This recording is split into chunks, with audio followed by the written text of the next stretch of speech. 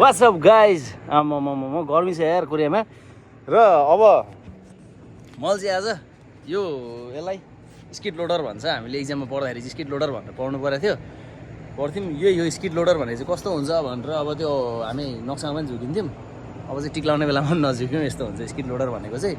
र अब skid loader कुदाउनलाई चाहिँ अब सुरुमा आएर ट्याक्कै गाडीभित्रै चढ्यो भने चाहिँ अलिकति अप्ठ्यारो छ होइन यसलाई सिक्यो भने चाहिँ सजिलै छ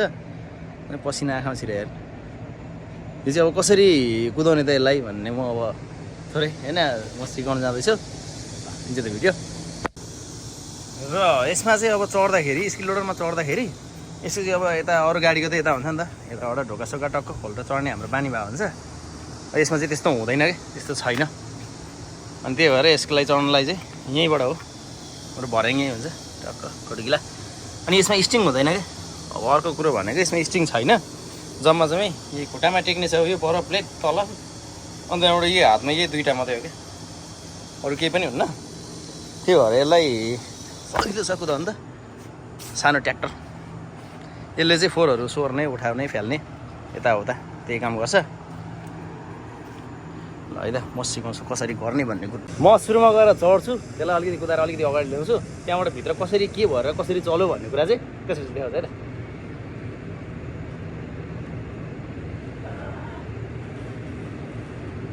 त गर्नु यार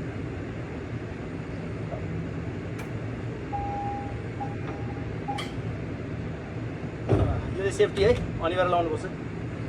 राम्रोसँगले यसलाई स्टार्ट गर्ने अब यहाँ पार्किङ छ ओके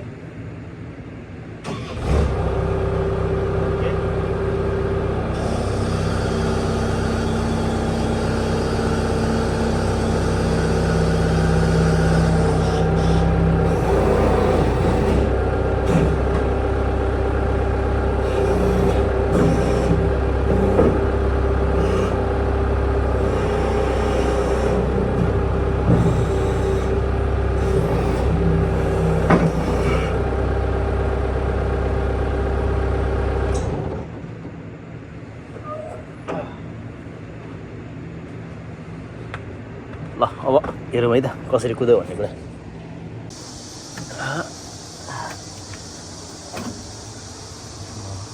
यो अलिक कम्ती कुदाएर होला माकुराले अलिअलि मात्रै जालो लागेको रहेछ यसमा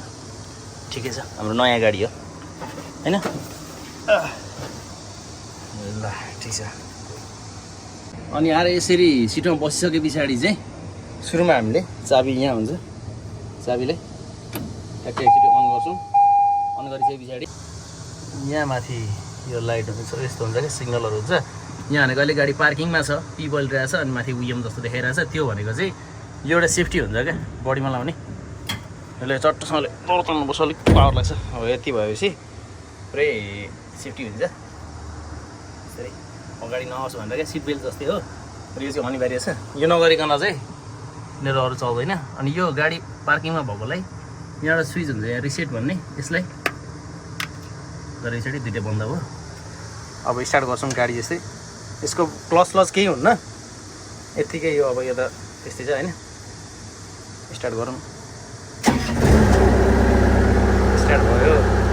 अब यहाँ यस्तो हुन्छ हर्न यहाँ हुन्छ होइन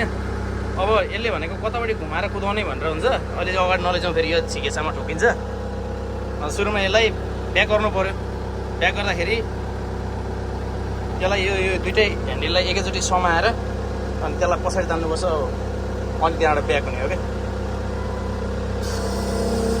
यसरी ब्याक गऱ्यो भने चाहिँ चक्का एकतिर घुमेर एउटा मात्रै गर्दाखेरि चाहिँ यसरी छड्के घुम्छ क्या सिधा घुम्दैन अब यसलाई एउटा मात्रै गऱ्यो भने अर्कोतिर जान्छ फेरि यसरी दुइटालाई एकैचोटि गऱ्यो भने चाहिँ चट्ट घुम्छ मोबाइल कहाँबाट गर्ने यार मैले 10 मिनट अलिकति ब्याक जाउँ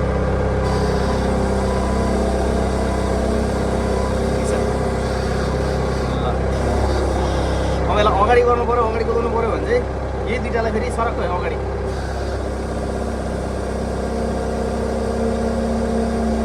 यसरी गइन्छ है अब जस्तै टर्निङ आउँछ नि त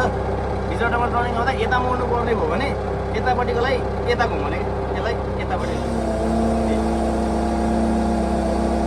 घुमिरहेको छ यतिकै छोडिदिने हो भने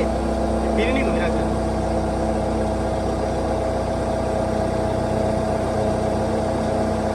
अच्छा होइन अब फेरि यसलाई यतापट्टि टर्निङ आएर यता घुमाउनु पर्ने भने यसलाई फेरि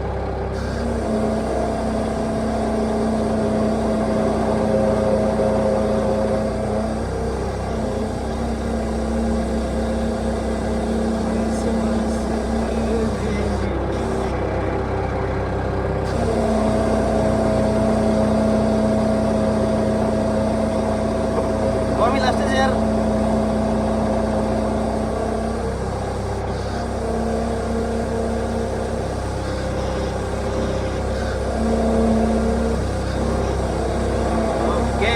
अब हामी के सिक्छौँ भन्दा यसलाई सामान कसरी उठाउने र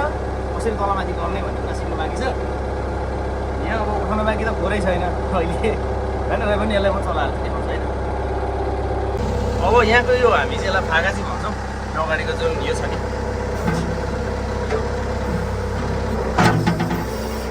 होइन तलको माथि भनेर चाहिँ माथिसम्म पुग्छ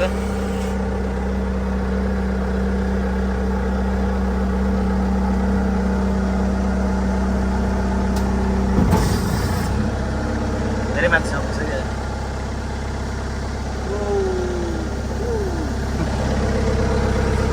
अनि यसको यो फागाजीलाई चाहिँ यो खुट्टाले काम गर्ने हो क्या जस्तै यो अब हाम्रो लेफ्ट जुन यो देब्रे खुट्टा छ देब्रे खुट्टालाई तल गऱ्यो भने यो तल आयो क्या होइन उता यो अगाडि अगाडि तल गर्दाखेरि यतापट्टि तल गर्दाखेरि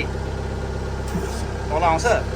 अनि यसलाई फेरि यो पछाडिपट्टि यहाँको यतापट्टि पनि छ नि त यहाँ पछाडिपट्टि टेक्दाखेरि चाहिँ यो माथि जान्छ पछाडि नै जान्छ भनौँ न यसरी ए माथि जान्छ अनि यताको खुट्टामा राइट खुट्टामा भएको चाहिँ अगाडि थिच्यो भने एकछिन है यो मजाले देखिँदैन यसो सरी यस्तो भयो अब यसको यो अगाडिपट्टिको यो दाहिने खुट्टाको अगाडिपट्टि थिच्यो भने यस्तो जाने हो क्या होइन त्यसलाई त्यस्तो गरेर अगाडि लगेर अनि खोरलाई उठाएर अनि यसको पछाडिपट्टि फेरि थिच्ने पछाडिपट्टि थिच्दाखेरि चाहिँ त्यो उठ्छ जेसिबीले उगाएछ सरकैले नै उगाउँछ ट्याक्क आउँछ अनि यसलाई कुदाउँदाखेरि यतिकै स्केलमा राखेर कुदाउँदा राम्रो किनभने माथि अब टपमा गरेर कुदाइयो भने ओह्रालो हिँड्दा यताउता जाँदाखेरि लड्ने सम्भावना बढी हुन्छ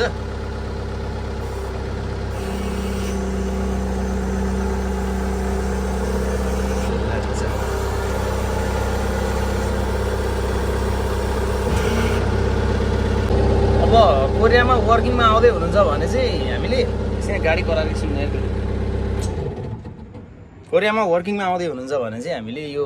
फोर्कलिफ्ट र होइन सिकेसा र स्किड लोडर यो लगभग यो सबै ठाउँमा युज हुने हो किनभने कम्पनीमा सबै कम्पनीमा अलि फोर निस्किहाल्छ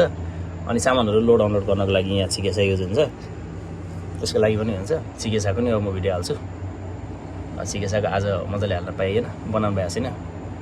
अब आजै बन्यो भने आजै हालिदिन्छु नत्र म भोलि पर्सितिर हालिहाल्छु ल च्यानलमा स्टे ट्युन रहनु होला इन्जोय द भिडियो यस्तै छ कोरियन लाइफस्टाइल होइन गाउँमा जाँदा लाउरे यताको उयो गोठालो होइन गोठालो नोकर पनि होइन सुहाउँदैन के भन्ने हेरेर कामदारै भनौँ होइन अब अलिकति इज्जत राखिदिउँ न आफ्नो पनि ल सही हो गऱ्यो भइसक्यो म पनि निस्किन्छ enjoy the video life is beautiful yes